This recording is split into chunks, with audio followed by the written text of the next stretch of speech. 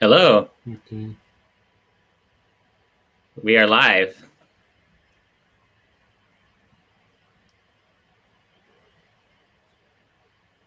Thank you everyone for coming. I'd love to introduce the star of our show, Ameen Mokdad from Baghdad, Iraq.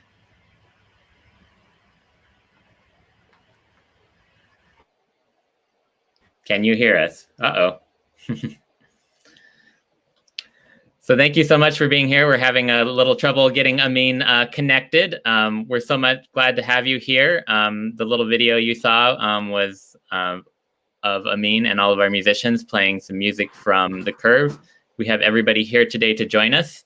The Curve is an album that we've been working on for a long time with Ameen Mokdad, the musician you just briefly saw from Mosul, Iraq, and now in Baghdad. And he is working on joining us. Over the last 2 years, we've been working with him to make this dream of his take flight. And I think he's now back and can tell you more. Are you there? Yeah, I'm here. Wonderful. Welcome. Yeah, it seems to be better now. I don't know why. So we are live. So hello everybody. شلونكم؟ كل عام وانتم بخير.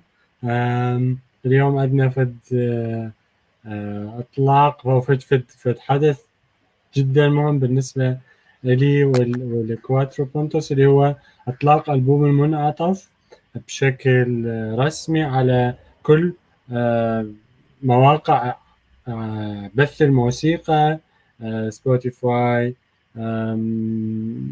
شيزام هواية كل المواقع اللي انتم تسمعوها. واليوم راح تعرفون بشكل أكبر على أعضاء فرقة كواترو بونتوس اللي إن شاء الله في اليوم أنا ألتقي بهم، أو يعني ونسوي بعد موسيقى. So yeah, I made a small interview and introduction for you guys. I spoke about that we it's the releasing day for the album on the stream platforms. So we have Kevin, the first one I met in Turkey. He's on the viola, and we have Aaron. He was the first violin, and I'm a big fan of him. And we have Alan on cello. He's the wise man we have here. And we have Annie and Steve. And Steve was in the live concerts. And I will tell you something later. And Annie, you are the most famous one. And the videos, they were like, oh, we like this lady, like she's playing so well. And yeah, like they like them. I know the gestures, and yeah, it's like everybody was saying, oh, this piece, like this part of when the lady plays there. Yeah, so you have a big fans now in Iraq. So I think everybody's excited to know everything about you.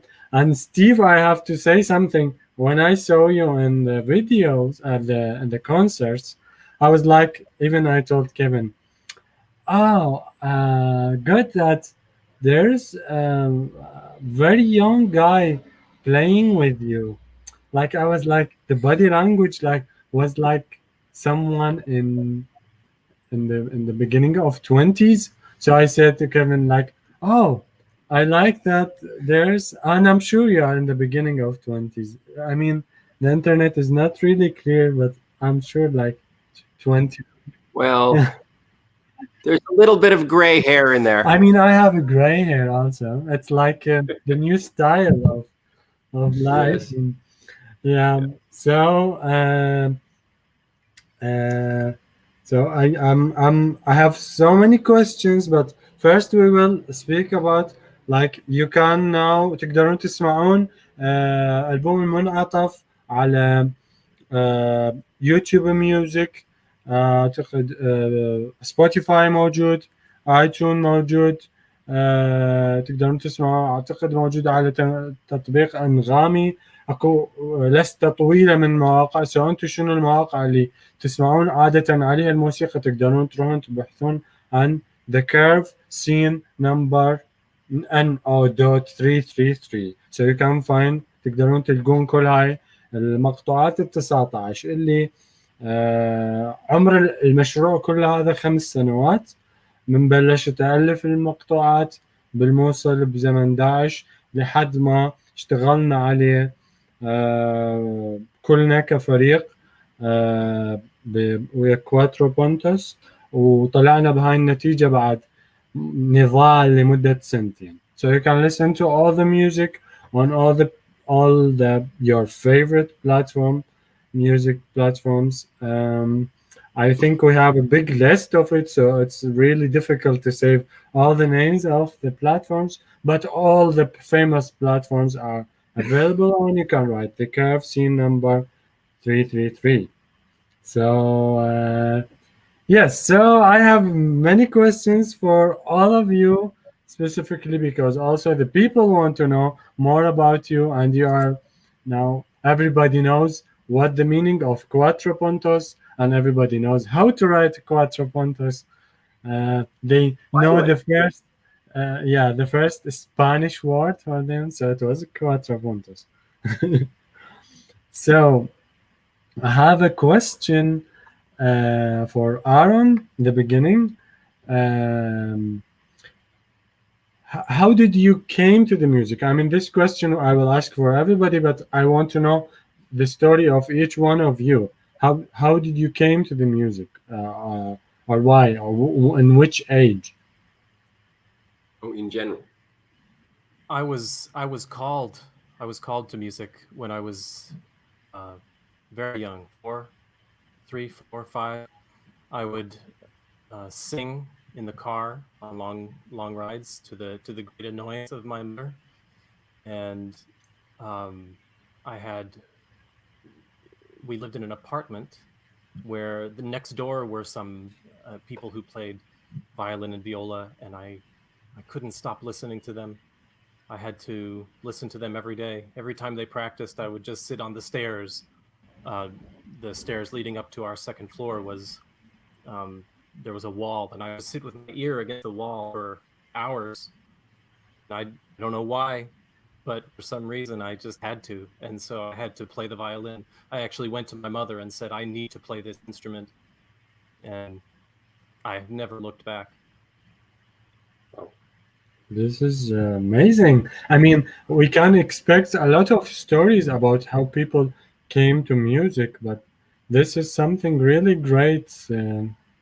And yeah, I mean, it's something we can make a movie about, because I liked what you said, like you had been called to music, like you feel like something drag you to it in a way or another. And yeah, I've never thought about anything else in my life, really, you know. Oh, For some reason. so and you studied the music for sure. Yes. Yeah. Yes, Like I did. this kind of music we have now. We have this one seller who have a small bike. He's selling apple, tomatoes, pepper. So if you want anything, you can simply ask me, and I can bring you. Yeah. So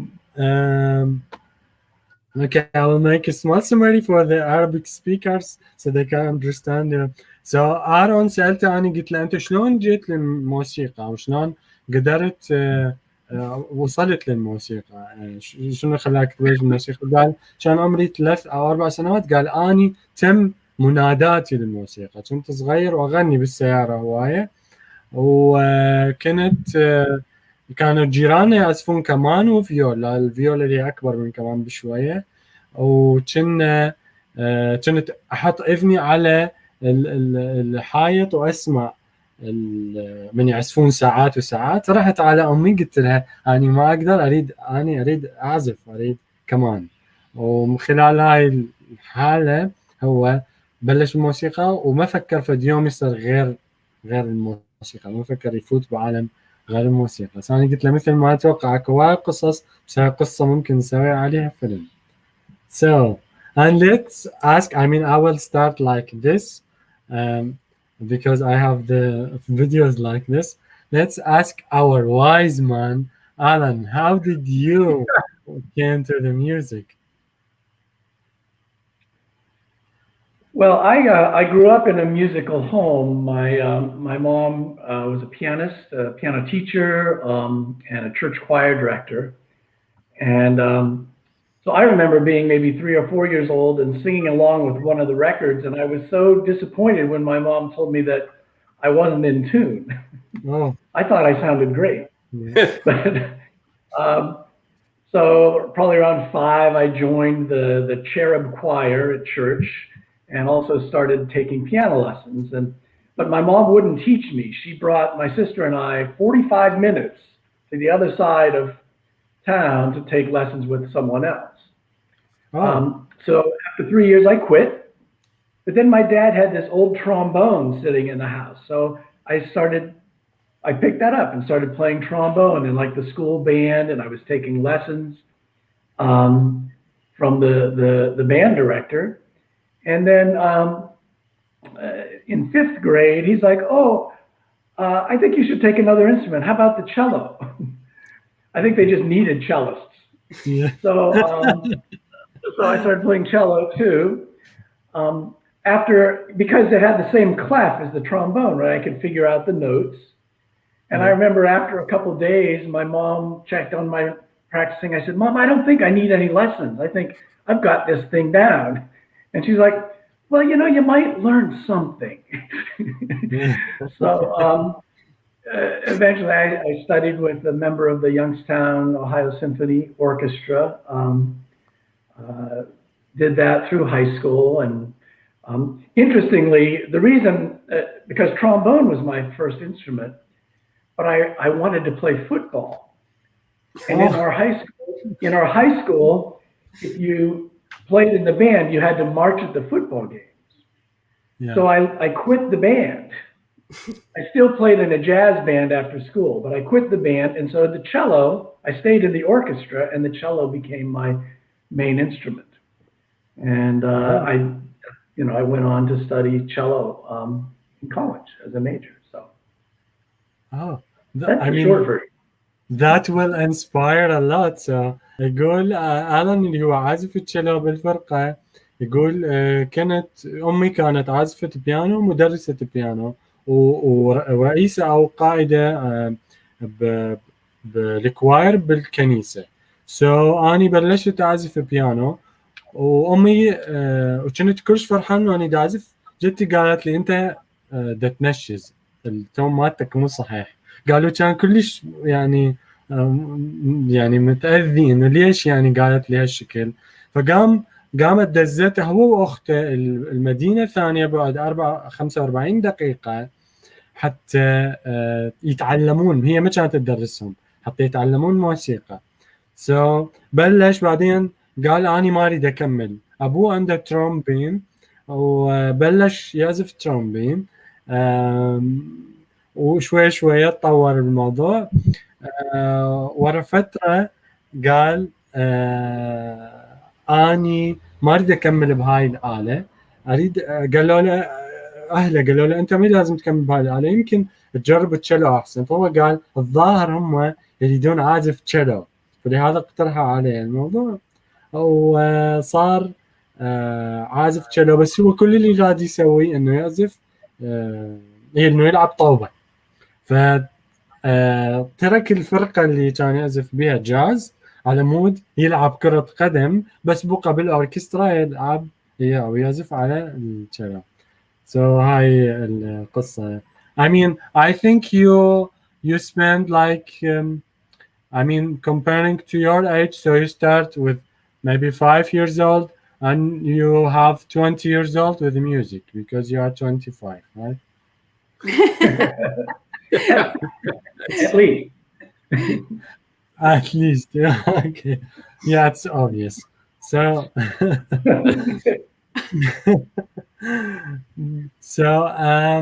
let's ask Mr. Kevin. Even I know his story, but I'm sure everybody doesn't know about Mr. Kevin. Kevin Bishop, when did you start in music and why?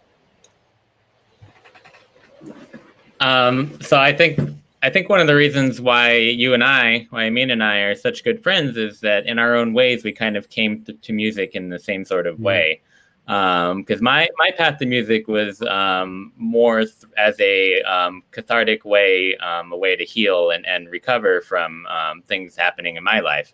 I think probably, hopefully, Ameen, you're also going to answer the same question for yourself, how you came to music.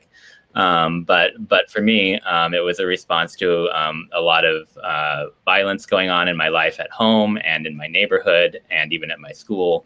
A lot of things that were happening, and music was, I think at the beginning, it was a way to, as a kid, when I started in third grade, music was a way that people told you did a good job and praised you. And, it was something that, maybe at the time I felt at least I was a little bit good at, and people would, you'd play, and people at school would say, oh, it's amazing, and so it was a feel good sort of thing. And then that feeling of how it can really be a kind of an oasis away from real life, that's what drew me into music, and that's what's driven me ever since I was a kid. Is ever since that time, for me, music and playing music, creating projects, being creative in general has been a way to kind of respond in a peaceful way to violence in my own life and now, in general in the world. So that's kind of my crazy way I personally, came to music. So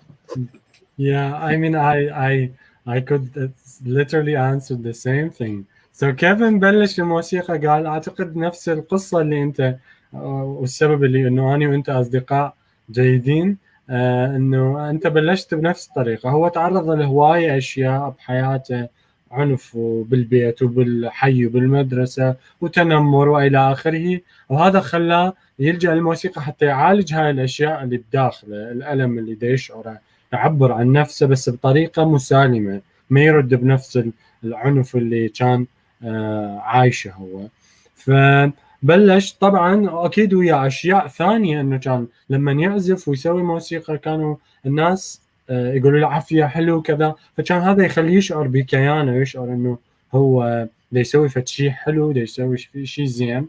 بس كبر الموضوع وياه الان صار هو طريقه مثل ما قلنا حتى يعبر عن يحارب العنف بس بطريقه مسالمه، وانه يكون يعني خلاق ومبدع بهذا الموضوع، لانه شاف مقدار تاثيره عليه ومقدار تاثيره اللي ممكن يكون على الاخرين. هو هذا بالضبط الجواب اللي ممكن اني اجاوبه على نفس السؤال. Now we came to the great family. Alan and Steve. Annie and Steve. I was always wondering when I see a great musical family, and specifically if they were playing in with the same instruments family, how the life could be like. How did they have a conversation? Did they practice together, or everybody goes to a different room, or which kind of music they usually play? So it's because I mean it's even for me, I mean for a lot of people they will ask. So let's say, like as always, ladies first, and we will ask Annie, how come you, or why did you came to music, and why, how and why, like the same question. The story is really quite mundane, really. I had a good ear when I was very small, and I sang all the time, and my parents said, oh, you should play an instrument. But I was not from a musical family. I was only exposed to some folk singers as a kid. And so I kept changing instrument every 2 months. I would say, oh, I want to play accordion, or I want to play flute, or I want to play, I don't know, trombone. And then eventually I said violin, and my mom's reaction was shocking. She's like, no, you cannot play violin because that's impossible. You cannot, you just have to be a genius to do that.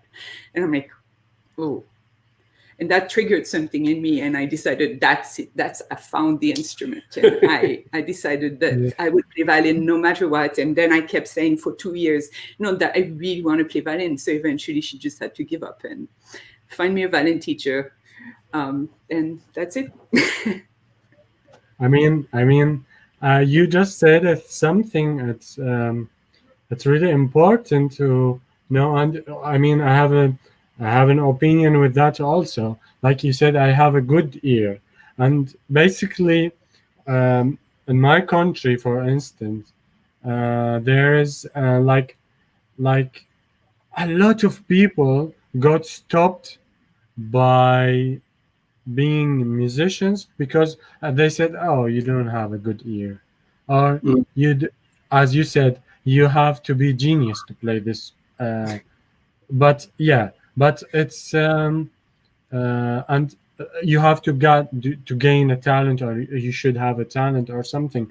So a lot of people were putting obstacles in the front of others, using these kind of words, and I'm sure it's like worldwide, but here we have a lot of conflict. So everything like, no, you cannot, music, no, you cannot, violin, no, you have to start early, you have to whatever. So it's a really great proof, like you are the, let's say, like the biggest famous in this group in Iraq, for example, and that will be very to tell them like, oh, listen how many obstacles she had in the way.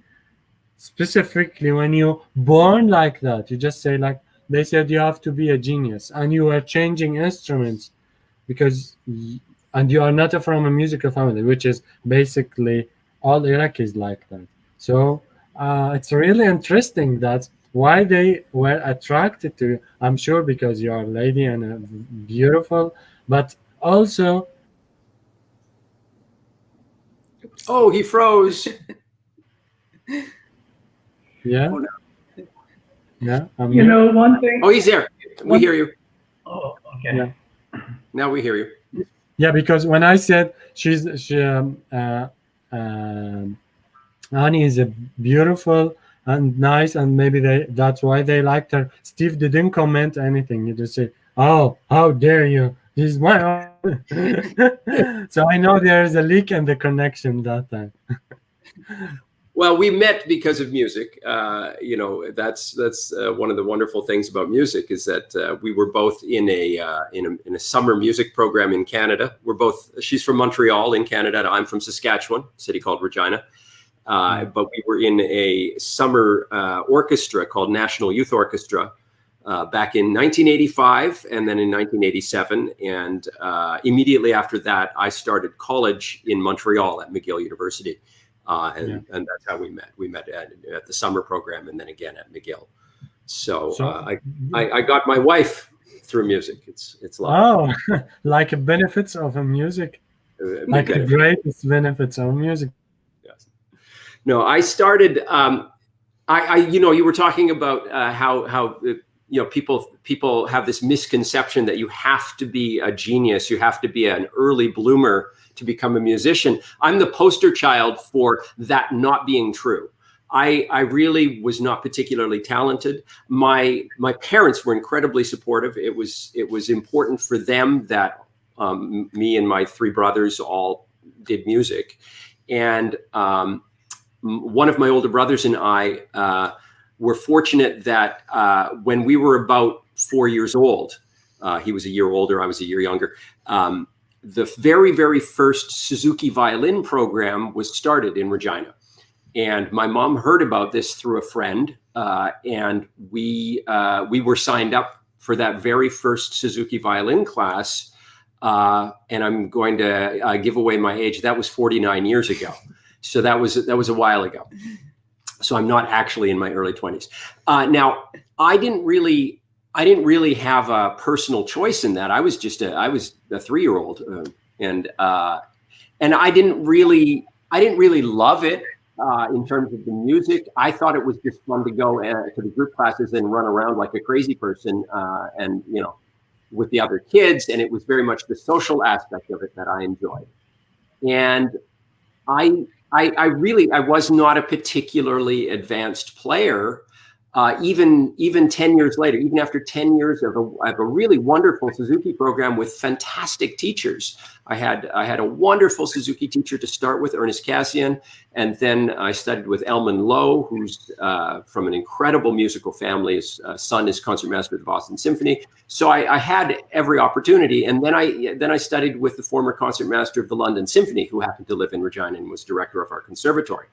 But even then, after all of those incredible teachers for a dozen years, I was really not very advanced. But I had this background of having experienced music for many years. And then in high school, I started listening myself to more and more classical music. I was listening to recordings of the great symphonies and a lot of recordings of Heifetz. I loved listening to Heifetz's recordings, a great violinist. And so gradually through high school, I started to really fall in love with what I was already doing. I was already playing in the youth orchestra, and a little bit later in high school, I was in the local professional orchestra. And then I gradually really fell in love with it and developed a passion for it. And then started really paying attention to my wonderful teachers.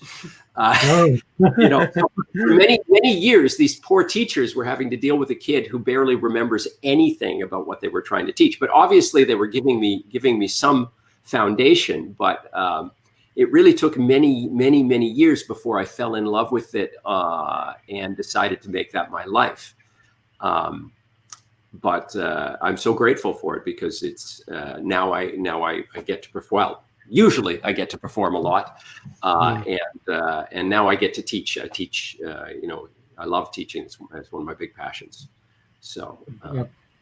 I will comment, but let me just translate for them because I'm sure they are very interested to know what is the story behind both of you. So سألت أني قلت لها شلون بلشتي وأنت هواية من أصدقائي قالوا لي عازفة الكمان اللي بالفيديوهات اللي نزلت كلش أعجبوا بيها وهواية ناس سألوني وكانت كلش لافتة انتباههم لأن طريقة أدائها وتعابير وجهها وإلى آخره كانت هم. قالت أني بلشت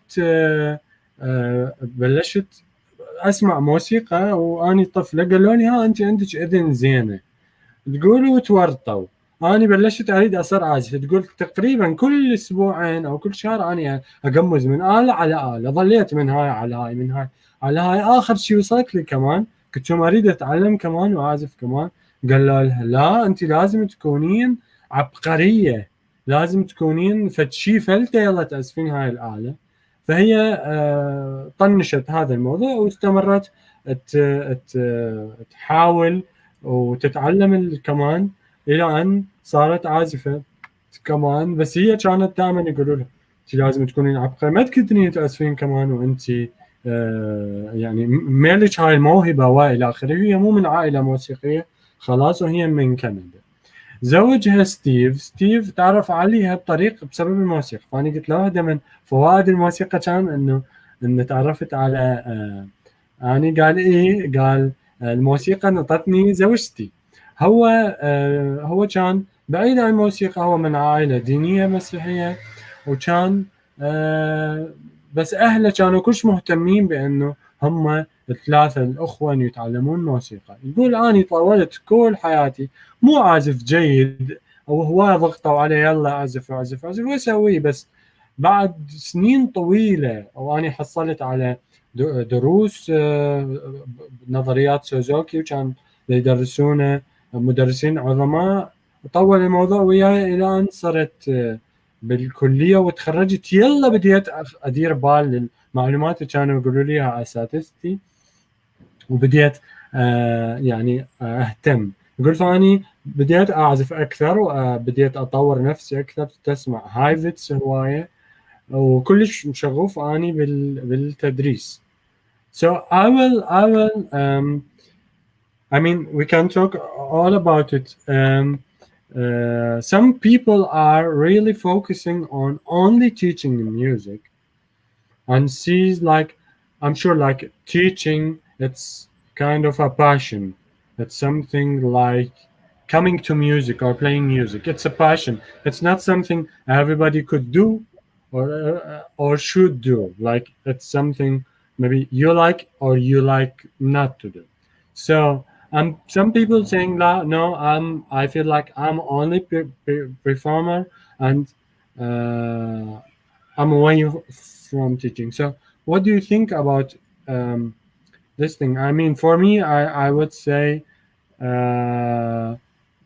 in the beginning I was saying like no, I don't imagine myself I could teach music for anyone. I mean, like officially teaching, like you have students and you have not sharing things with the friends.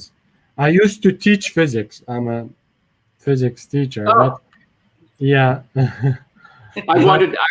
I just about went into physics as a field of study. That's what I started university planning to do. Oh. Yeah. I mean, music, it's physics, kind of.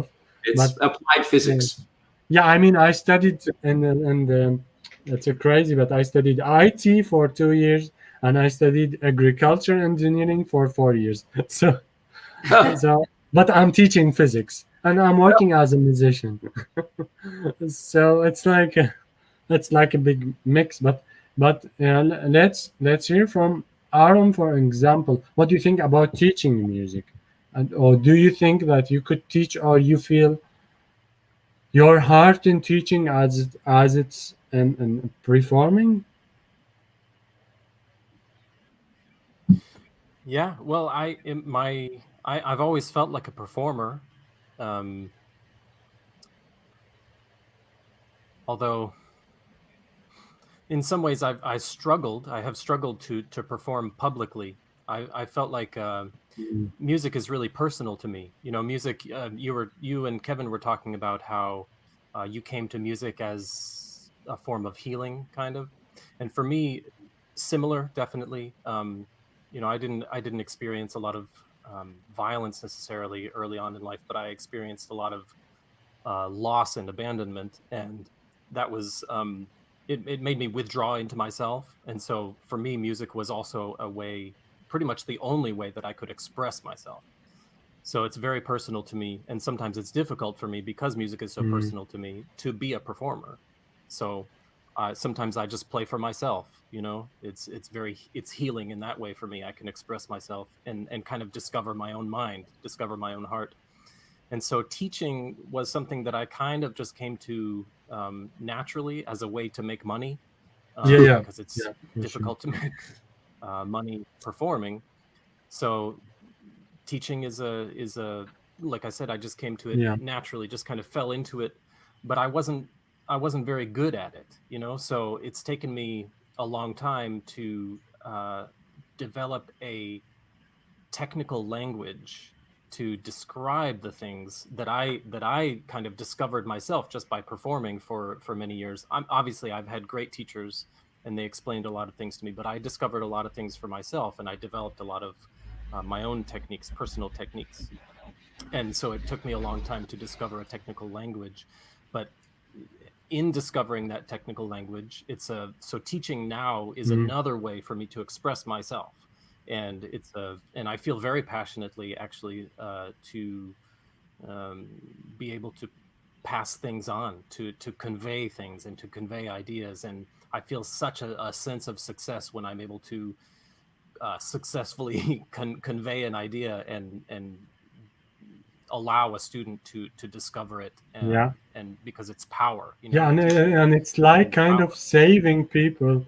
Like you said, it's very personal to me when I play, because you feel like I always say, like when I play music, I feel kind of naked, you know, like it's like vulnerable. It's me. And so I when I perform, I just feel like this is me. I don't have masks, I don't have covers. People can see my weakness points, they can see my strength points, and it's kind of sensitive. So that's why usually when I perform, and I used to perform in an open space, in a public space, in a mall, I like do basking, but I just close my eyes and fly. And some stupidity like happened. Like, for instance, one of the security guys came and just touched me or say, can you make the voice lower? And I just feel like crazy. And it's not about, I mean, I just feel like I was so weak to get touched, or so weak to get interrupted, because I was totally in a different world. So it's really breaking me. So I just feel like I have to control things. I have to put some mask, or to look to people to avoid having this, you know, like, because it's but it's difficult in street, because sometimes a kid can come to you and grab you from your clothes, and you just feel like, oh, what is this? So, and it's very interesting that you share this, because it's because I used to feel like that. I mean, I feel like that all the time. But let me just say, translate. سألت عنهم قلت لهم بشكل عام انه التدريس هو شغف. انتم عندكم هذا الشغف، او شوفون بانه احنا عازفين بس او احنا مدرسين بس. لان اكو ناس تقدر تدرس، واكو ناس تقدر تعزف، واكو ناس تقدر تدرس وتعزف لان عندها شغف بالموضوع. هو قال اني بلشت، اني الموسيقى بالنسبه لي كانت كلش شخصيه، واحس بانه اني بس اعزف لنفسي، يعني احب انه اكتشف نفسي من خلال الموسيقى. فلما كنت اريد اعزف للناس اواجه صعوبه حتى اوصل، لاني اشوف الموضوع خاص وشخصي. فمن جيت ادرس، جيت على مود بشكل عام انه اسوي فلوس، انه اقدر اعيش، لانه صعب هوايه انه تجيب فلوس حتى تكمل بالموسيقى.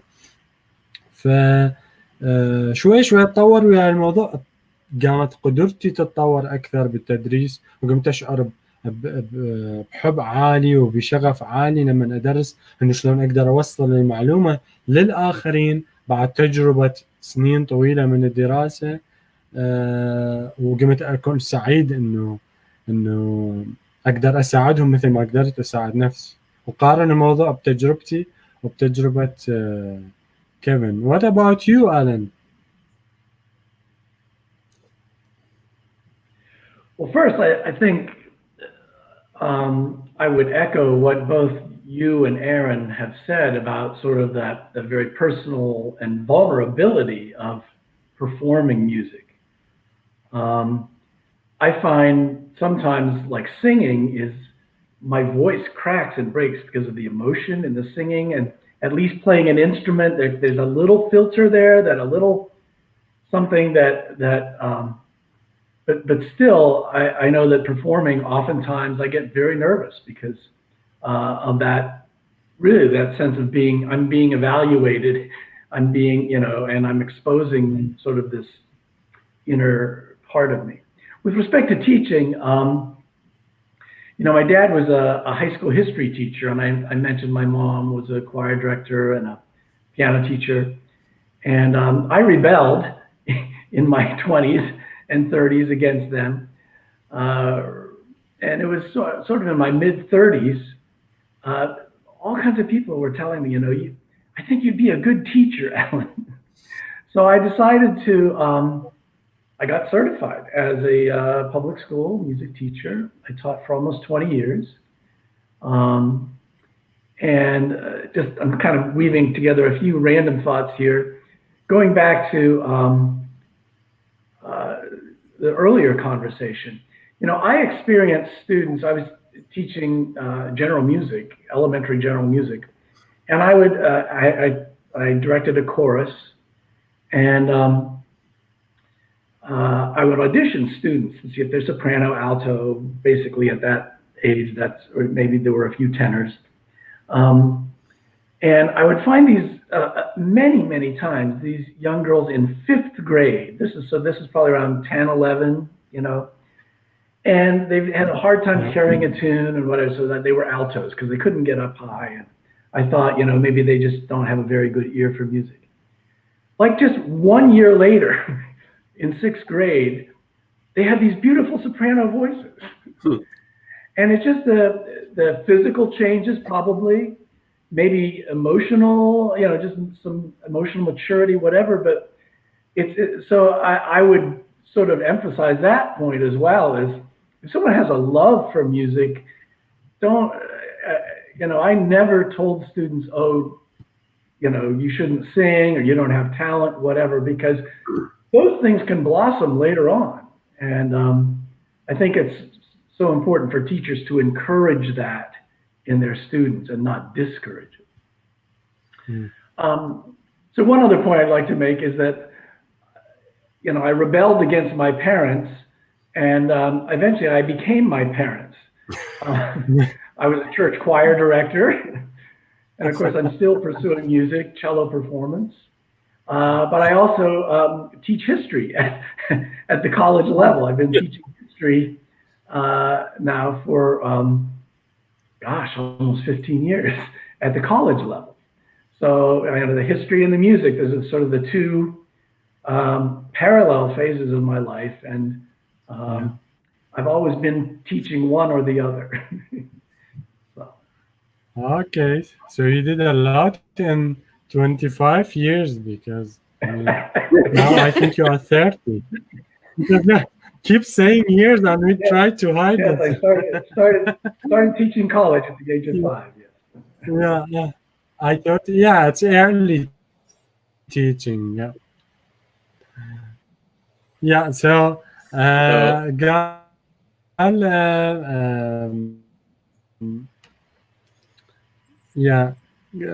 قال بانه اني بلشت ادرس اللي قالوا لي يمكن انت ممكن تكون مدرس جيد بعد ما سويت ثوره ضدهم. و يقول بالاخير انتهى بي المطاف انه انا مدرس بجامعه ودرس تاريخ ودرس موسيقى. وصرت مثل أهلي اللي أنا كنت مسوي ثورة ضدهم. بس أكو نقطة قالها إنه أنا يغنون ألتو وأني كنت بس ما يجيبون النوت، فما ياخذون السوبرانو العالي، فقام يتساءل إنه هاي يمكن ما عندهم إيفن وكذا، بس ما انطاهم أي تعليقات ممكن تثبط من روحهم المعنوية. يقول بعد بالضبط سنة جوي مرة ثانية قاموا يغنون بهالطريقة بالطبقات العالية كلش حلوة، ويقول لحد ما أعرف شنو التفسير، إنه هل هو كان يعني هل كان عندهم تطورات فيزيائية، جسمهم اتطور، حنجراتهم، بس يقول هاي نتيجة المحصلة النهائية، وهذا اللي تعلمه انه هو ما يكسر مجاذيف الناس لانه شاف قدام أدلة. Kevin asked me, you didn't answer your question. Okay, so should I answer my own question? Yeah, so we've done our part. We answered how we came to music and how we teach. Can you tell us about how you came to music and what you're doing with teaching, and then tell us about what the curve is, because people are asking, and I think everybody's curious, including me.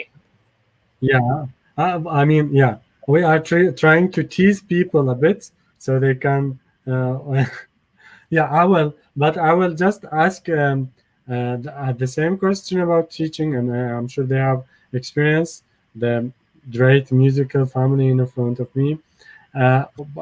What do you think about teaching, and do you have this passion or not? And basically, yeah. Well, actually, when I decided to go into music, there was almost no question in my mind that I would want to do this, because I love to practice so much. I love to play all day, right? Yeah. And then I realized that to earn a living as a violinist, I have to perform and I have to teach. And I never really thought about this until a little late in and it was very hard for me. I still don't really enjoy performing. It's very difficult. I much rather play at home by myself. And then teaching is also very hard for me, because I have to interact with somebody else. It's terribly demanding on me. But I find that actually I love both now. I've found ways to function, and what I find is that the teaching and the playing, they sort of feed off each other. You know, I learned so much from teaching. It improves my playing, and then I feel like my playing, I get ideas, and then I want to share them with my students, and so that's my take on the whole teaching playing thing. Yeah. We also talk at home a lot about teaching. We're always talking about our students. I tell my younger students every once in a while, "Oh, I'm going to tell Annie how well you're doing," and they've never. Some of them have never even met her, but she's like a character in many of my lessons. Yeah. So what is your opinion about teaching? Oh, I kind of like Annie. I thought of myself that I would develop into a performer. When I decided finally to go into music at college, I had in my mind that I would be this world famous performer and all of that. And I loved getting up on stage. So that was not really an issue, although I was not as good as I thought I was. I had a lot of work to do. So I had a lot of polishing in my playing that I needed to do for the next 10 years. But teaching, I did not intend. I didn't think I would ever want to teach, especially in classrooms, large groups of students. But also, I didn't think I would want to teach even individual students. It wasn't something that really I thought I would be good at. I didn't think I would enjoy it. But now it's one of the most important things in my life. So I matured into it. I started by teaching just occasional lessons to friends, just a couple lessons here and there. I wasn't very good. And then occasionally I had the opportunity to coach some students of other teachers and some kids in a youth orchestra program that I was associated with. And then I got the opportunity to teach at the Hart School where I teach now. And I was ready finally. I wasn't experienced at that point, but I was ready to dive in and really think about how to teach, how to develop young musicians.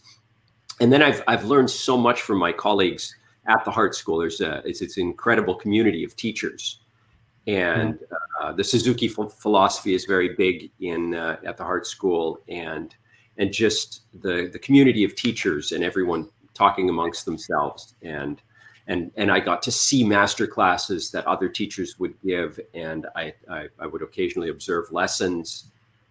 It's been a wonderful learning environment for the last 25 years. Yeah. So أني قالت أني أفضل إنه أعزف لنفسي أكثر مما أعزف لأحد. أحس نفسي مرتاح أكثر.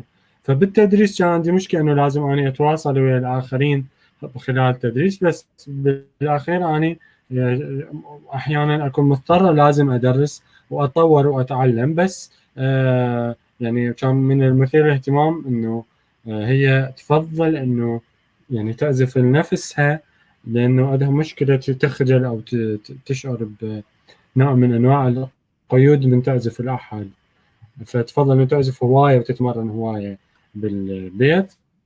ستيف قال بأنه هو فكر إنه راح يصير عازف المشهور الكذا، ودائما صار مدرس. بلش يعني تعلم الى ان صار مدرس، تعلم طريقه تدريس، وما كان مفكر في اليوم يدرس. بس بالاخير شاف انه اوكي مثل ما هسه هو حاليا عنده فرصه انه يدرس طلاب، وقال شغله مهمه انه هو دائما يقول لهم ها الطلاب ها سويتوا هيك شغله حلوه، اوكي انا راح احكي لها الاني انه انتم سويتوا كذا، انتم وصلتوا كذا. فهي مثل الشخصيه اللي هم ملتقين بها الطلاب بس يعرفوها من خلال شغله. So I will answer on the questions, but we have some people here. I mean, some of my students are watching it, influence for them, and there's some friends also. Someone was talking about us. We will answer on all the questions.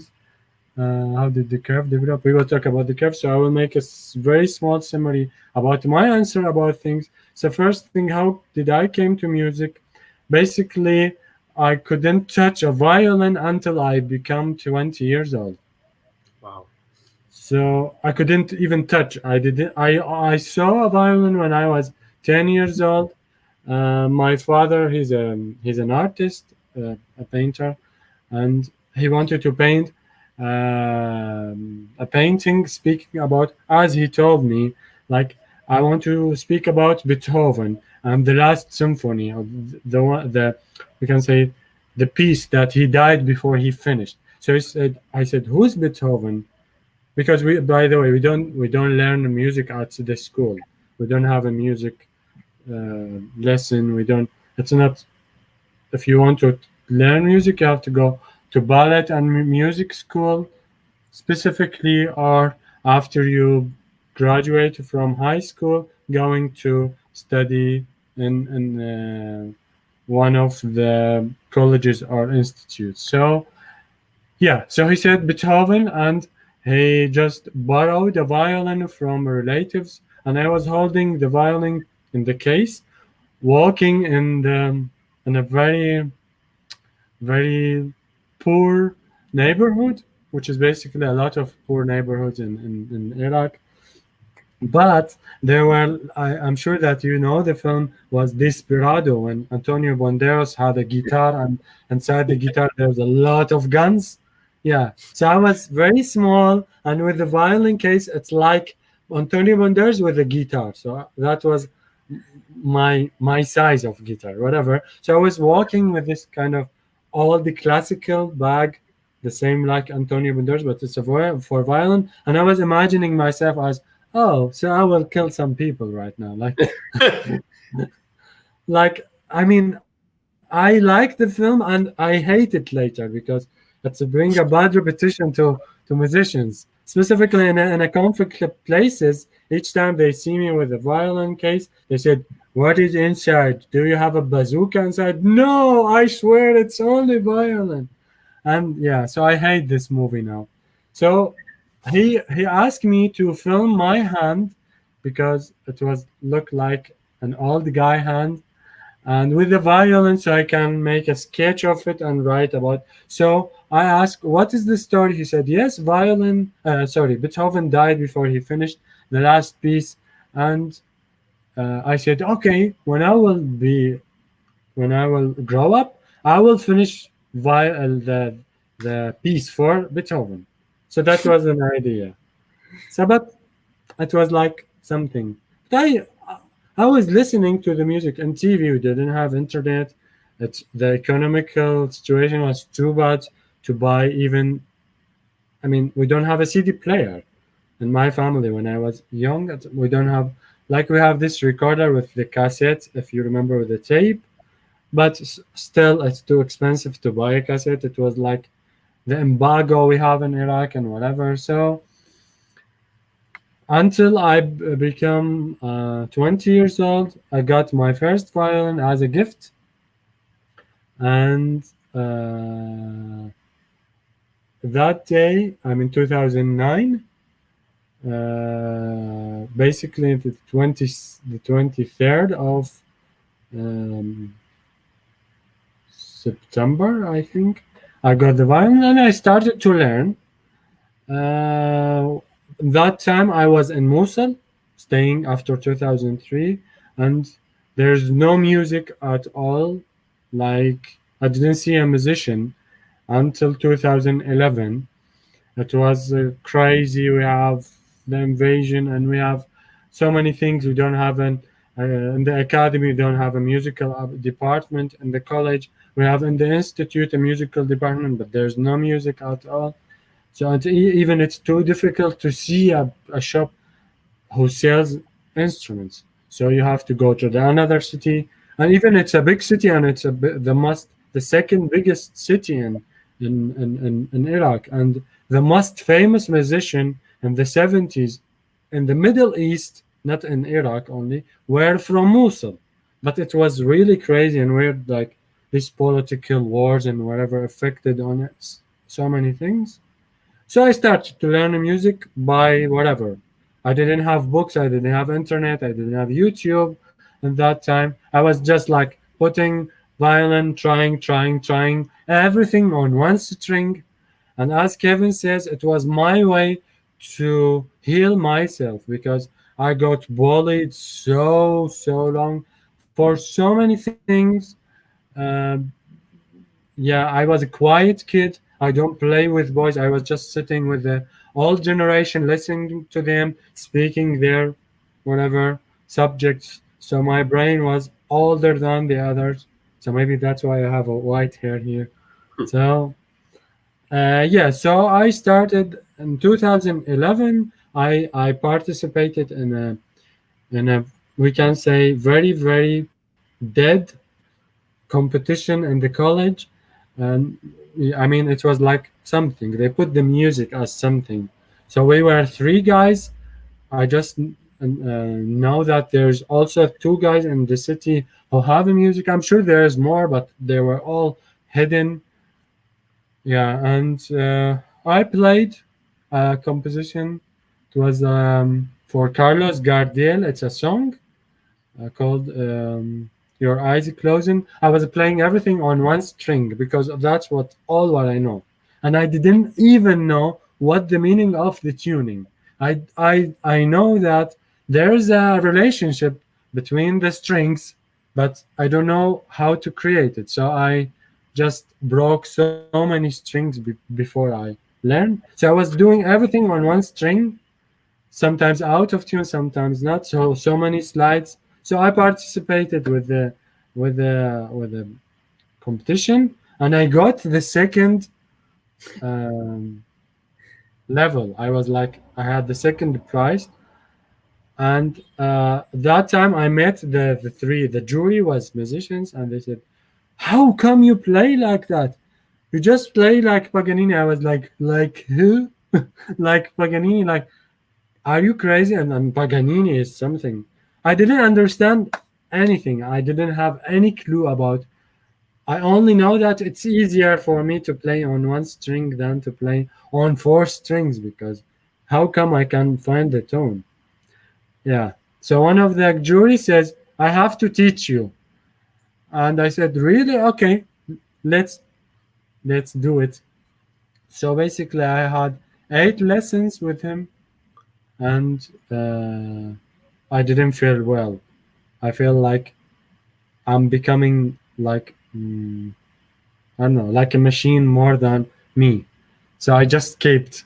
So he was teaching me basically G major scale. So I was like, "Well, this is too difficult. Why you are making me playing on 4 strings? It's easier on 1 strings." And he was like crazy.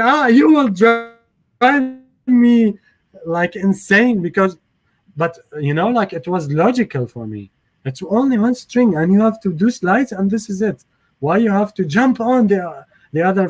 So I was struggling for 6 years until I realized that no, it's easier. So still now I feel like it's silly to play on 4 strings. Yeah, whatever. So yeah, I started to think about, okay, I started to write a novel about my story with the music. Later I discovered it wasn't Beethoven. I mean, the famous story, it wasn't about Beethoven. It was about Chopin. So I said, yeah, I don't care. So I have the dream. Later I said, no, why I have to finish his own music? I have to make my own music. So I entered to trying to compose or doing things, record things. I didn't know how to write for sure, or to read the music, until I met a friend teach me a few things. I borrowed all the books from library about the music, history, whatever. I read them all, trying to figure out how to read. I didn't know how to even search on YouTube on, you know, like these terms, tuning or scales. I didn't know these things, so I was struggling all the time. And I bought a guitar. I started to learn guitar because I made the society with a friend, and it was only guitar players. So I had to buy a guitar to understand them. So I became a guitar player. Later I bought a oud. Later I bought cello. So now I have more than 26 instruments. I play on them all, and yeah. But yeah, and so away from ICE's story, and I had 5 instruments. They took everything from me, and it was too difficult that you save money, make money to buy instruments. So, and I was asked this person, I think Pasha, he's a gravity. He's asking about ISIS. Yes, I used to. Yeah, I stayed alone at our home in Mosul, hiding from ISIS, making music all the time. The Curve is one of the results that I did there. So hide all my instruments for 1.5 years. So I was composing, recording with my humble equipment until they find out about me, and they came to me in 2016. Basically, it was like in the 15th on the 16th of July 2016. They investigated with me, accusing me with, they said, you are cursed, you have a devil inside you, and we have to take it out. I said, go ahead, please. So it was really crazy. I thought that I will simply die. That was, I mean, makes sense. They were thinking that I'm a spy working for the government. But they saw the instruments, and yeah, I for sure I said no, I don't play music. I just have them like decoration. And one of them just touched the cello and said, "Da-da-dun," said it's tuned. So I was amazed by this ISIS member that he know what the meaning of a tuning, and I struggled for 8 years to know this sentences, you know. So later I said, no, you are not you are totally insane. There's a devil inside, and we have to take it out. So I didn't say no. I said, go ahead. I was broken. I didn't cry. I didn't shout. I was like, there were three, and they had so many evidence about me. My mother's paintings, my father's sculptures, and it's all forbidden. The music, the books, the philosophy, and my way of thinking, it was really crazy.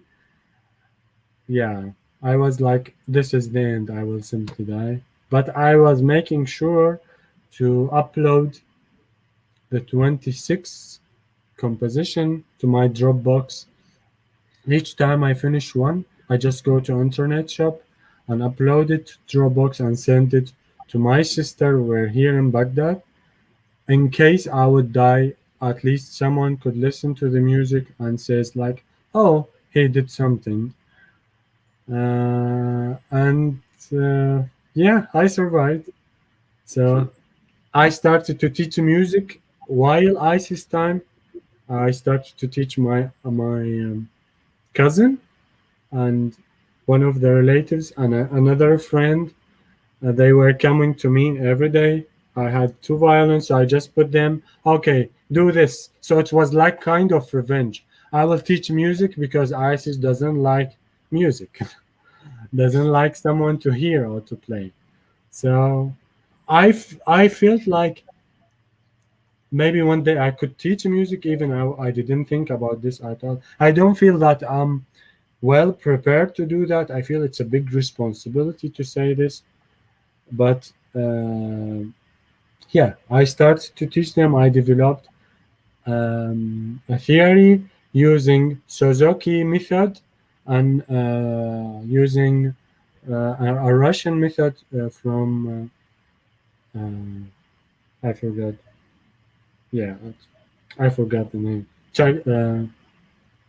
Strovsky. There's a method. It's a Russian, but I used both of them with some of my own experience with teaching, or not with teaching, with practicing. So I put more lessons for them, and they were developing, and I was teaching another friend on guitar.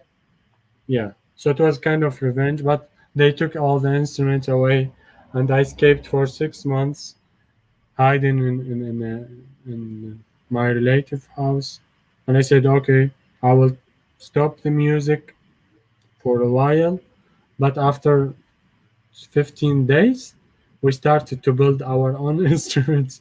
So it's yeah, it's a really lovable, great, meaningful curse. So I'm really happy that I have this devil inside. So I started to teach. It's a way of revenge from war, actually, and ugliness. So I really like teaching. Really, really, really like teaching. Also, I really, really like performing. Um, I mean, I perform in theater. I perform like a drama dancer and tap dancer. I started to make a lot of things in the streets because it's a way of revenge, because you have this ideology everywhere. So I am a street performer. And yeah, it's you are part of the revenge now. We all revenge from ugliness and war, and Yes. yeah. So I mean, I think it's time to speak about our baby. Yeah. So basically, all the compositions are literally composed, as you know, all in Mosul. While this time, three of them are with a different story, but it's connected with the same story. So we have A Day in the Prince Kingdom was the bullet shots and the war sounds recorded and the end of in December 2016, before I got my freedom back. I made this recording with my phone, so I composed later the piano parts after I went out. And there is Over the Mountain was the one I composed while I'm hiding. I didn't write, I didn't record official recording, but I was practicing on it. I made a simple recording with phone Over the Mountain, which is the number 16. So I got the chance. I don't have a recording. You are the first ones who played it in an official recording. And there is Lips. Lips was an idea. And that time I have more than 300 musical projects, like let's say a small recording about, because when I have an idea, I just make a small recording, I say, and I put a title for it, so later I can expand it and develop it to whole composition. So Lips was one of that things. And what we have, Tears of a Flower. Basically, when ISIS went out of the home and asked me to stay, because they will bring a person who's like he knows how to take devils out of people by putting his hand here and reading whatever, blah blah blah. And they said, stay here, we bring this one, they call it Sheikh. And I said, okay. So they went out literally at 2 a.m. So I was thinking all the time that Tears of a Flower, I didn't upload it. Nobody had it, and I didn't even copy the project to my hard disk or to the SD cards that I used to hide. So I was very worried, and I didn't even export it from the program, so I don't have it as an MP3. So I was very worried about it. So I just took the project on a hard disk on the SD cards and trying to hide the SD cards because they will come back for sure. So I said, at least someone will find it and have it as a composition. But later, when I went to my relative's house to hide, I just took the hard disk, put it on a laptop of my relative, and just made an export. So each time I listen to this, I just remember that horrible feeling, but the same way, the hope. Because Tears of a Flower, I was like, yeah, it was a crazy enough. So it's really mean a lot for me that you guys did this, and I feel very, very, very, very honored. And I barely can catch my tears not to cry since the moment I heard you in the rehearsals. I just remember 2 years ago when you were sitting. It was a blue room, and I think it was Allen's house. I don't know. Probably. Yeah. Yeah. Yes. Yeah. Because it was in my condo. We were all crowded together there, and we had you on the chair via Skype. It was for a couple of hours. It was a great experience. Yeah. So it was. I just know it from the walls because the 3 videos we made, Fear and the Curve and User, was these blue walls. I was like, I saw these walls before, and it was really touching for me that I still remember that thing. So I guess it was your house. So it was really great. I didn't believe that because, it's really difficult here that you can prove that you have a simple dream. You are not the genius to play violin. And I was 20 years old, and everybody around says like, no, you cannot do that. No, it's too late.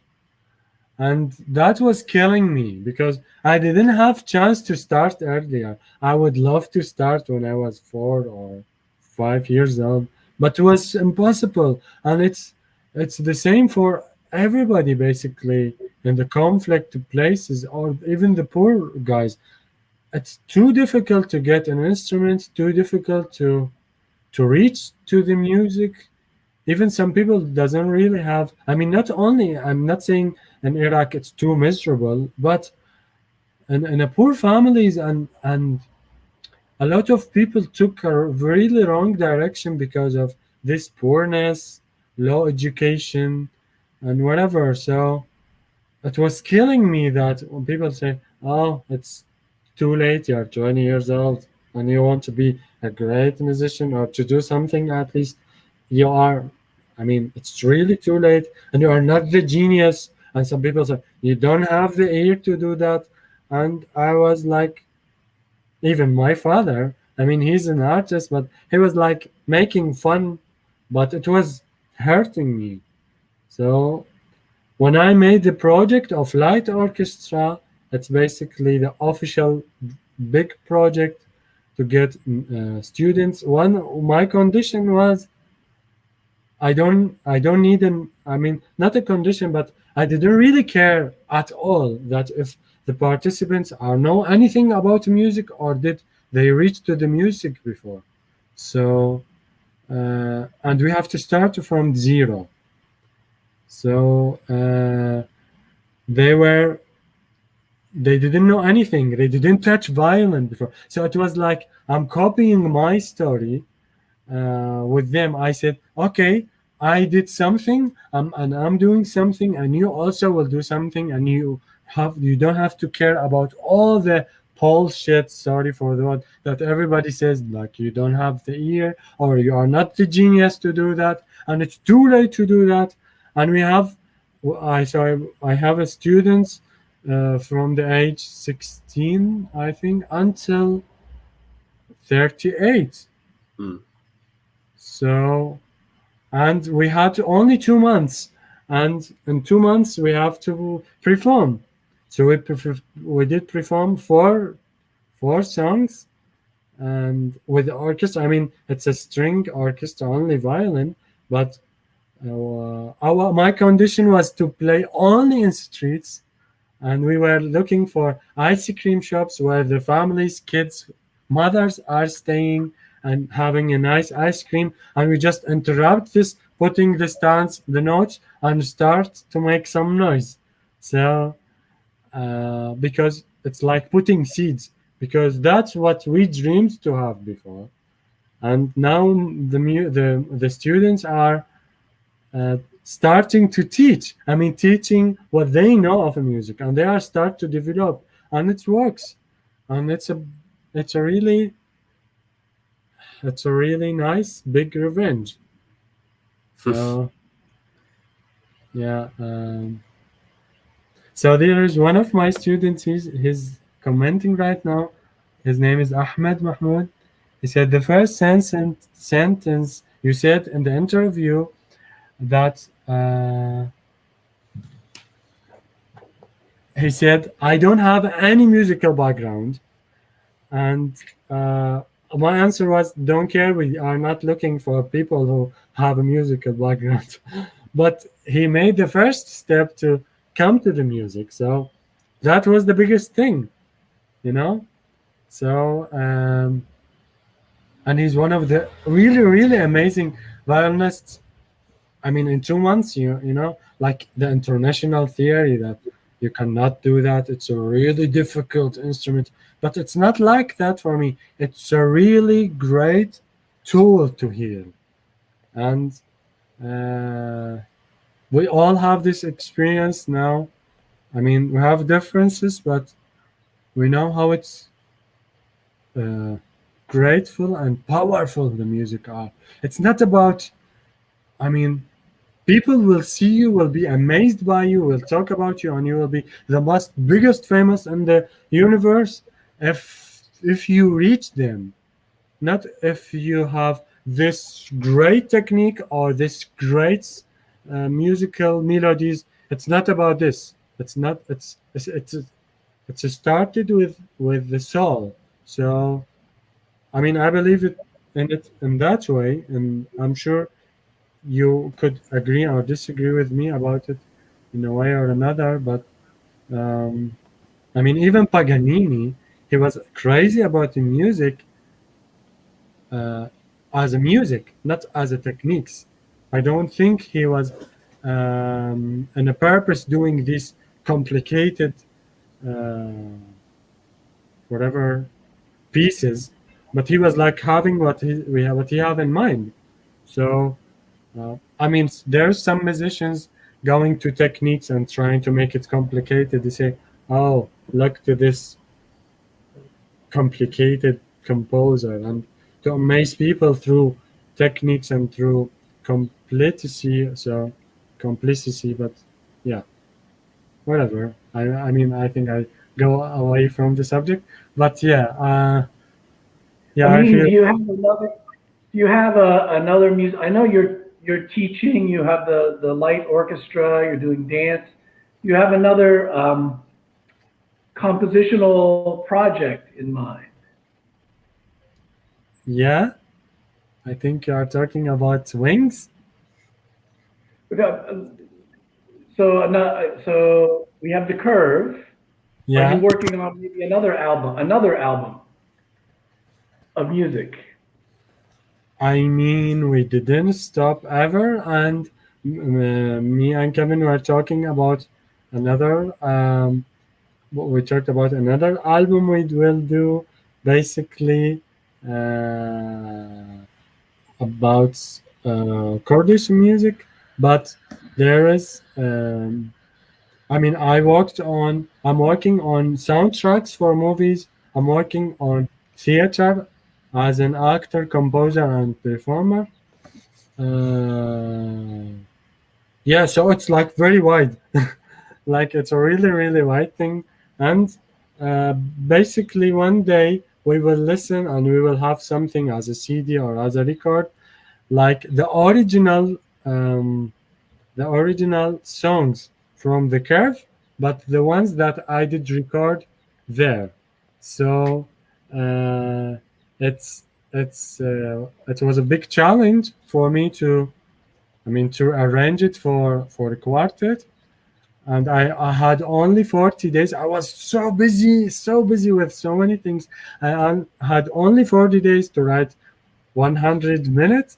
So I was like day and night writing. And I was like not that experienced with writing and with I wrote music, but it's not like this. Like it was very intense. It was a big workshop for me. So I used so many ways to write the music to make it work. Yeah, so I don't believe that we have this now. It was really crazy, and the situation here, I mean, Kevin is updated about everything I have in my life. Like, it's too crazy, really, really crazy. So it's a big challenge, and it means a lot of things to so many people here. So it's a really, really big hope, specifically these days. I mean, killing, kidnapping, threatening, danger is the trending here in Baghdad these days. So, and it's too close from my circle. I mean, my very, very close friends. So it's so when we had the release now, it's a really big thing. I mean, everybody who's watching from Iraq now know what I'm talking about. So, yeah, I don't know how to describe it, but yeah, that's crazy. Yeah. So, yeah. Please stay safe. Yes, we're keep you and your friends and family in our thoughts.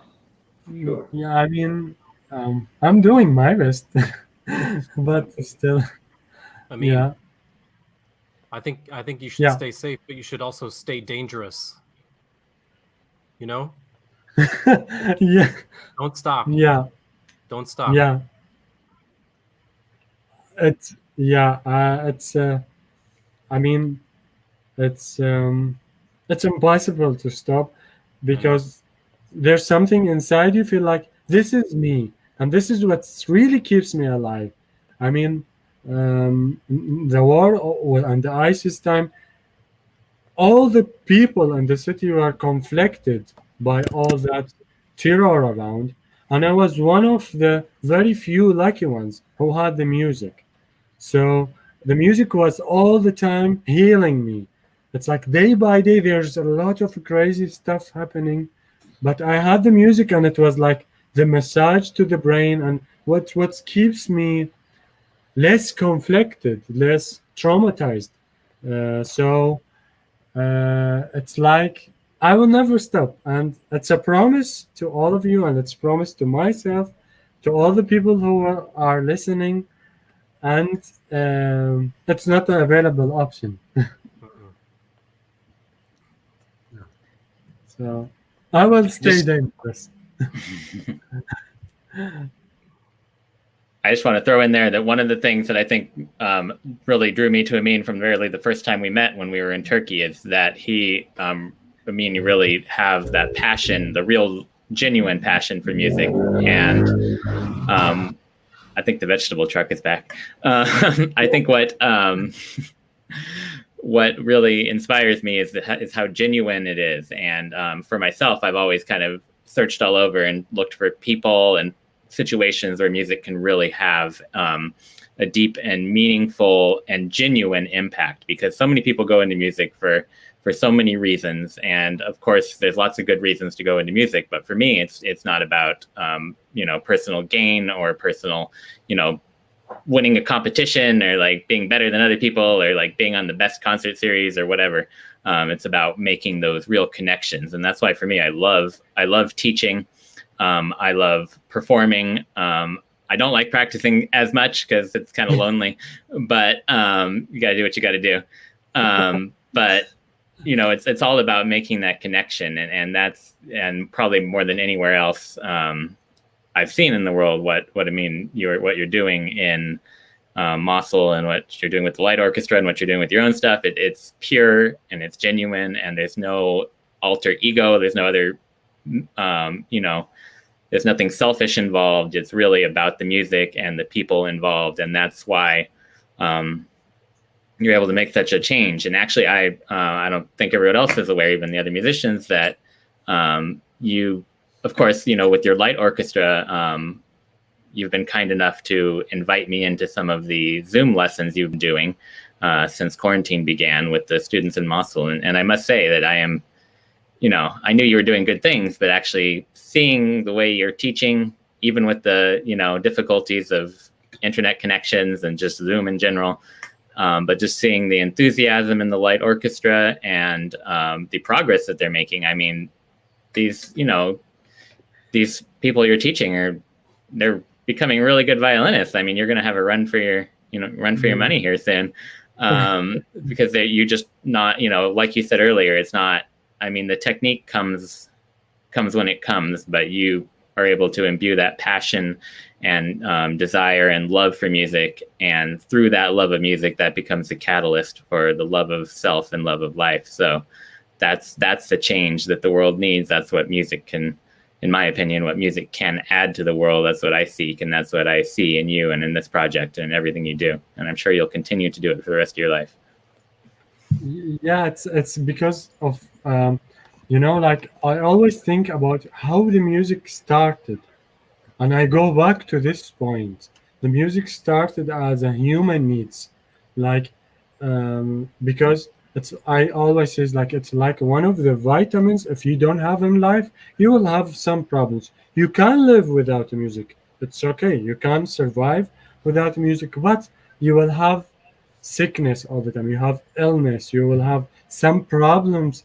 Music are like if you, for instance, doesn't take vitamin C, you will have more flu, or you could survive, but you will be sneeze all the time, maybe get coronavirus or something. So it's with the music, it's also, and one of the things that I just remember, I had a friend who usually visit me, and one of the neighbors, and I was teaching him guitar, and he said, Ameen, there's a friend, he's lost, and his family are have a conflict in the family and whatever. So basically, and maybe you'll think it's weird, but I totally understand it. He said he wants to involve with ISIS. He wants to be an ISIS member. So he said, I want you to talk with him. So I was like, what the hell? Like, how come? I mean, if he just entered to the room and see everything, I will be in serious danger. Like, I could simply, vanish. Like, I have someone who proves that what I'm doing. So I said, I cannot say it, but he could go and he could be there because they are seducing him with money or something. Even it's not something, it's like $40 per month, which is nothing comparing with life and craziness. And he's not educated and whatever, and he's still young. And so I was like, but I cannot. He said, but you affected on my life, and you showed me a lot of things, and I started to learn music because of you, and a lot of things changed in my mind. So maybe that you could help him as you helped me. So I didn't see it like I'm helping this friend because I like him, and this is my friend. So I was talking with him just to help him with something, but I didn't feel like I'm working on his mentality or whatever. So I let it go. After less than 1 week, I was, like sleeping and eating with this idea in mind. I was struggling with this idea, like there's someone who needs help, and there's a hope that I could change, and I couldn't help. So I just told him, and he was visiting me every day, call your friend. I want to meet him. And he was like, what? I said, yes. So it was a crazy thing. So he just came, and he know me from the neighborhood, but he just came, and he just entered the room. It's full of instruments and art and all the bad stuff for ISIS. So I asked him to sit. Yeah, let's talk. And so he's a way younger than me, like 6 years younger. So he just looked at me as a big brother or wise man or something. So, and this is, if I can add something to that. Yeah. This is another way that music has been proven to, actually, help and bring a change as far as like, war and membership in terrorist organizations and stuff. Because it was the same thing that happened in Kabul when I was there. There was this group of teenage boys who were students at the school who were under, we knew they were under very much under the influence of the Taliban, and even the Afghan ISIS branch was starting at that time. And they were, we knew they had those ties and those options. And I'm sure that the other students did, even if we didn't know it.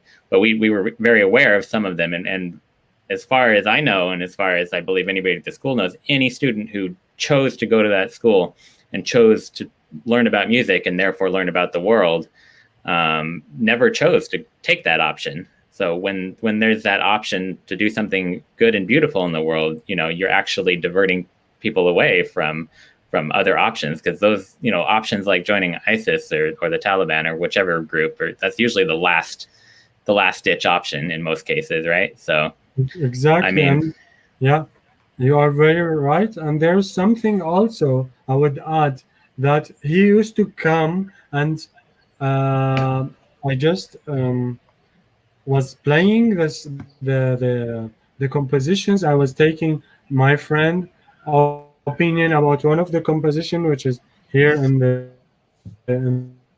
the album. And he was listening to this and said, "Oh, this is so beautiful and sad. I just want to cry." So I said yes. So my friend took the guitar and started to play, and he made a very beautiful melody. So I just thought, oh, this is a great melody. We have to record it. I just recorded this one. I said I will make a composition from it under the title of your name and my name. It isn't in this called, it was guitar, and it was too difficult for me to rebuild it for quartet, but maybe one day we will do.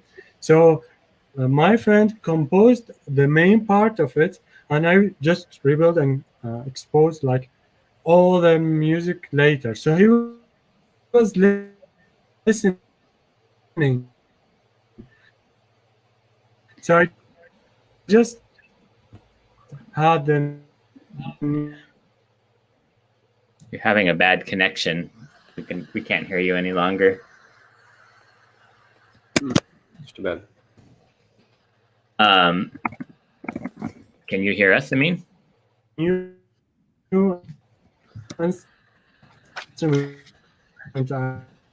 I made. All right, we are. Oh no. We've lost Ameen, but just to finish up, I'm sure he'll pop on here and say goodbye. But to finish up, I think the sentiment he was going for, and the example with this friend is one I've seen in my time abroad as well. Is that if you drop a bomb somewhere, you're angering people and you are inspiring people to join, make poor choices and joining groups like ISIS. However, if you befriend someone like Ameen did, if you show them education and you, yes, hi.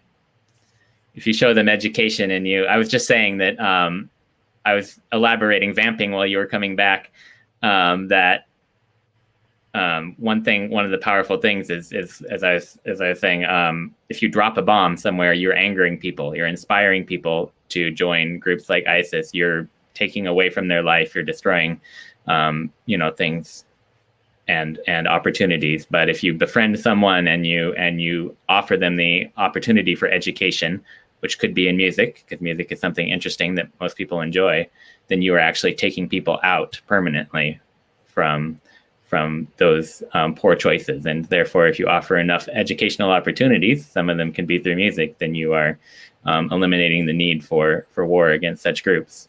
And your example you gave was just such a perfect example of that happening in real life. So,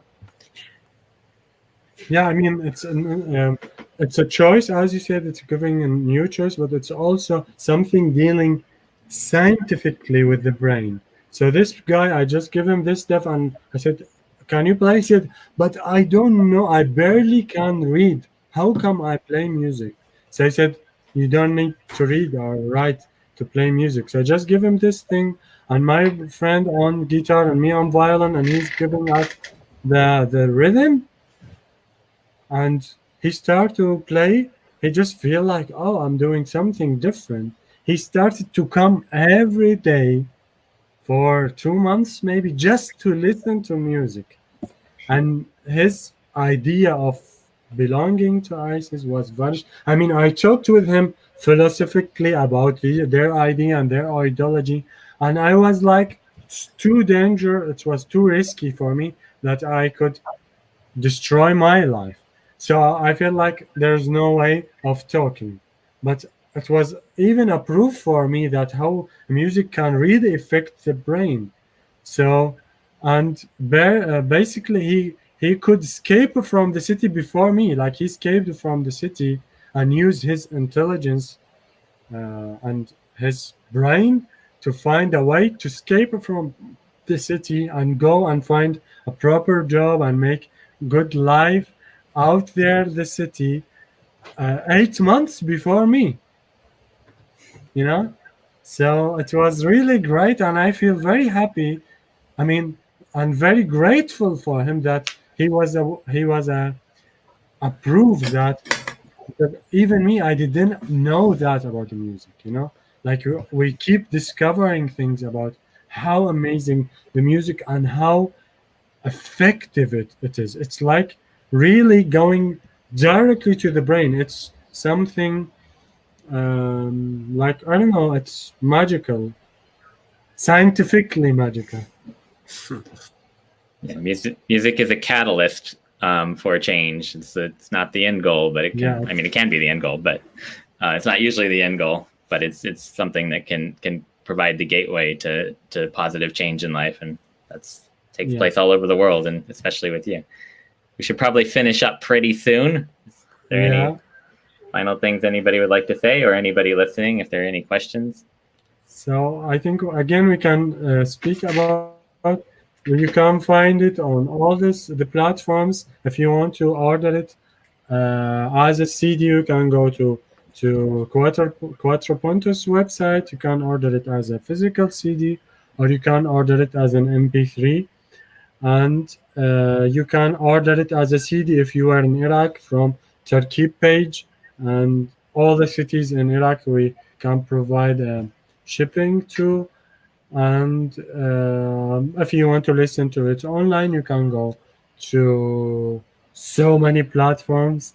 For my followers, I think Cuatro Puntos could also post the list of the websites that the distribution company provide to everywhere, like for sure Amazon Music, Spotify, Shazam, iTunes, YouTube Music.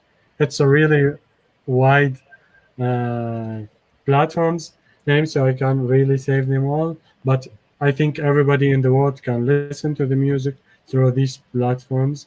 And yes, it's a really big meaningful for me as a person.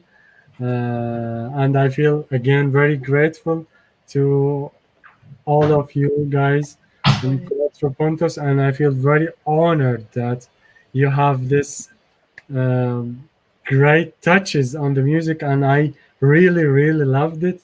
And I can say special thanks to Gavin to when he said this, because he offered me this, or he did speak about the album thing. We were sitting on the gossiping on people and the hotel room in Turkey, and we said, okay, what do you think? We can make an album.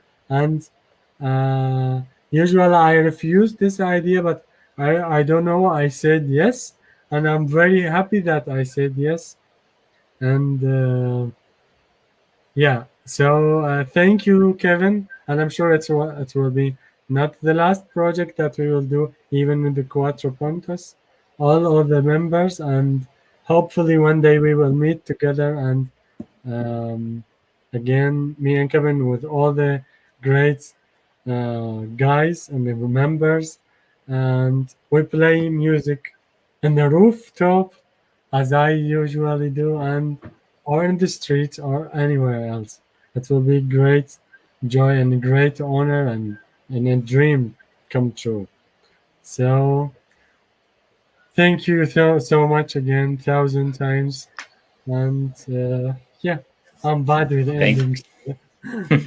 And thank you so much to everyone. I just want to say a special thank you to those institutions that have been a virtual host for this and other series, especially Christ Church Cathedral in Hartford, the Lutheran Church of St. Mark in Glastonbury, Connecticut, and the Cathedral of the Pines in Rindge, New Hampshire. These venues have been a big help in getting the word out and locally in New England, and being virtual hosts to our events. Normally there are in-person hosts, but during the quarantine, they've continued to be a big help to us. And also just wanted to say a special thank you to all the institutions that have helped Cuatro Puntos continue, especially through quarantine, by funding projects such as The Curve. These things do not come easily or lightly. The Curve project overall cost about $20,000 to produce.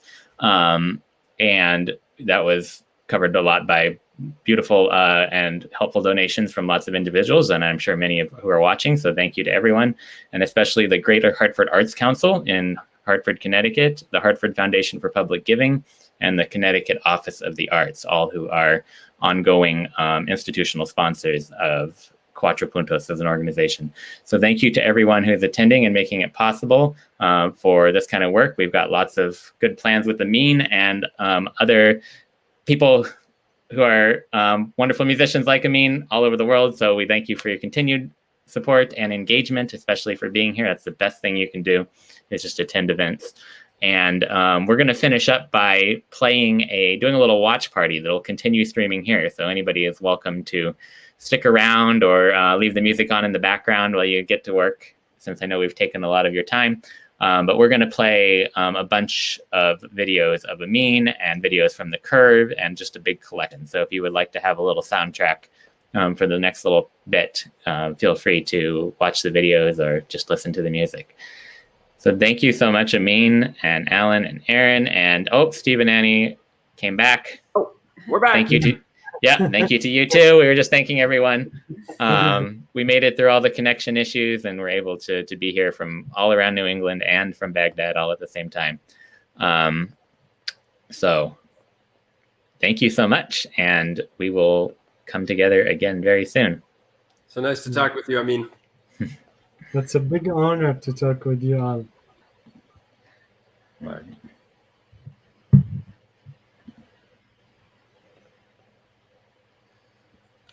Oh, do we have to stay there? No.